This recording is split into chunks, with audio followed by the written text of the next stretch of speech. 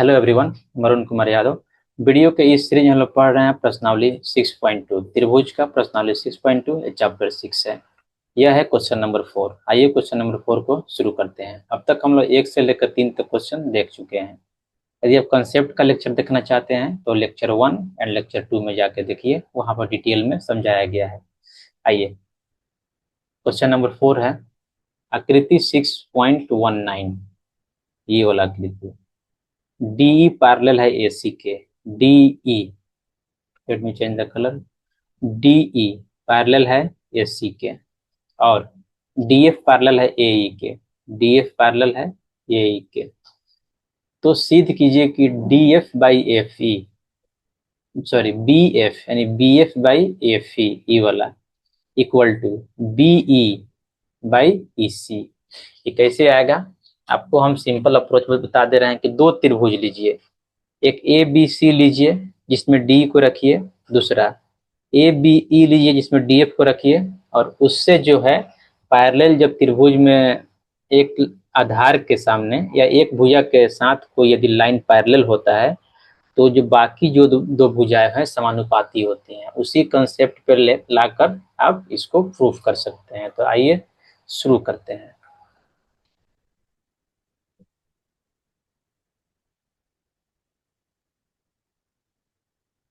हल इसका 4 का, यहाँ त्रिभुज बनाते हैं। आ लीजिए, बड़ा वाला त्रिभुज हम पहले लेते हैं, यानी ए बी सी।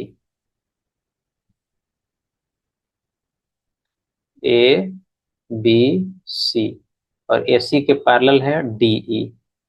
ये हो गया डी और ई, ये दोनों क्या है? पैरेलल है। ठीक है। अब देखिए यहाँ त्रिभुज ए बी सी में क्या दिया है? डी ई पैरेलल है ए सी के। ठीक है, इसलिए हम क्या लिख सकते हैं?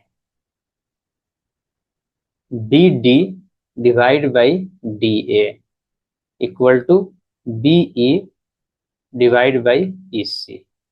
कैसे? प्रमेय से। इसको इक्वेशन 1 मान लीजिए। ये कैसे आया? देखिए, जो हम लोग पढ़े थे वो ऐसे होता, आधार नीचे होता था, लेकिन यहाँ जो जो भुजा है जो समांतर है इस भुजा के है, तो इस एसी को छोड़कर जो बाकी दो जो भुजा है उसको डी ई समान अनुपाति में बांटता है। तो वही यहाँ पे हम लिखे हैं। अब ई हो गया। अब त्रिभुज, एक और त्रिभुज बनाना होगा यहाँ पे, लेकिन स्पेस की तो कमी है। चलते हैं नेक्स्ट पेज में। एक और त्रिभुज यहाँ पे बना देते हैं पहले। कौन सा? ए ई बी।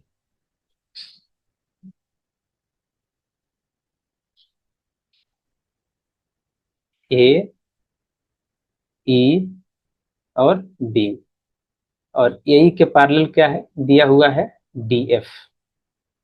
यहाँ हो गया डी एफ। ओके।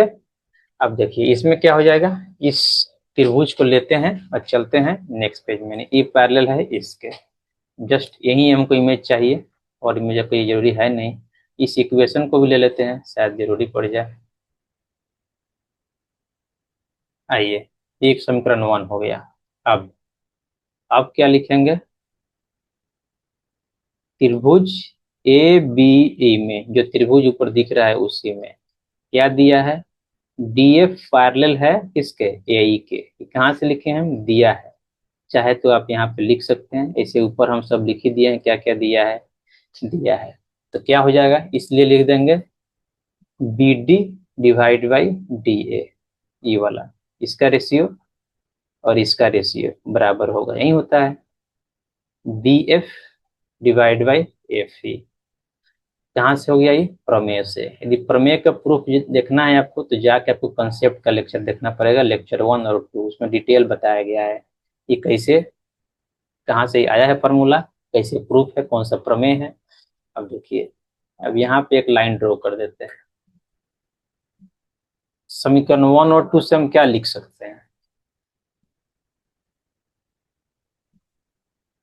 समीकरण 1 और 2 से हम लिख सकते हैं, ध्यान दीजिएगा, तो यहाँ इसका LHS इसका LHS क्या है, बराबर है, तो RHS भी बराबर हो जाएगा। तो समीकरण 1 और 2 से हो जाएगा DE/EC, इसका RHS इक्वल टू इसका RHS equal to BF divide by FE। आ गया। देखिए प्रूफ क्या करता पूछ रहा है, उसको हम देख लेते हैं। Let me BF/FE equal to BE/EC।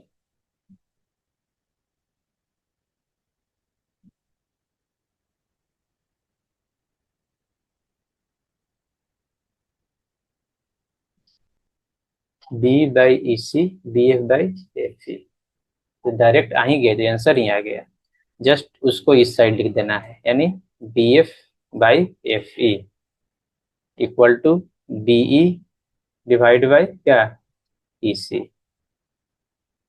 यही क्या है, यही तुमको प्रूफ करना है। मेरा आंसर आ गया है, यही मेरा आंसर है। देखिए ये जो कंसेप्ट है, जिस कंसेप्ट से हम क्वेश्चन को सोल्व कर रहे हैं, जो प्रमेय से लिख रहे हैं, इसको हम डिस्कस किए हैं लेक्चर 1 और लेक्चर 2 में। ये सारा कंसेप्ट यहीं पे पढ़ाया गया है। चैप्टर 6 यानी त्रिभुज में जितना भी सारे कंसेप्ट हैं, चाहे वो 6.1 का हो, 2 का हो, 3 का हो, सारा कंसेप्ट, सारा प्रमेय का प्रूफ और 9th का बेसिक ज्यामिति का सारे इस लेक्चर में बताया गया है। तो please go and watch this video. After watching this video आप क्वेश्चन को समझ पाएंगे अच्छे से कि कहाँ से कौन चीज आ रहा है। लेक्चर 1 एंड लेक्चर 2 अब तक हम लोग कवर कर चुके हैं प्रश्नावली 6.1 का सारा क्वेश्चन, 1 से लेकर के 3 तक।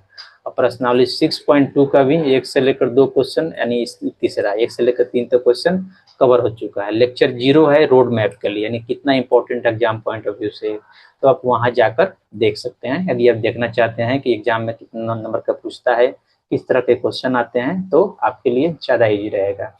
यदि आप लेक्चर 1-2 देखते हैं तो आपके लिए बहुत ही आसान हो जाएगा ज्यामिति समझना। यदि आपको वीडियो अच्छा लगा हो तो please like share and subscribe the channel. Thank you.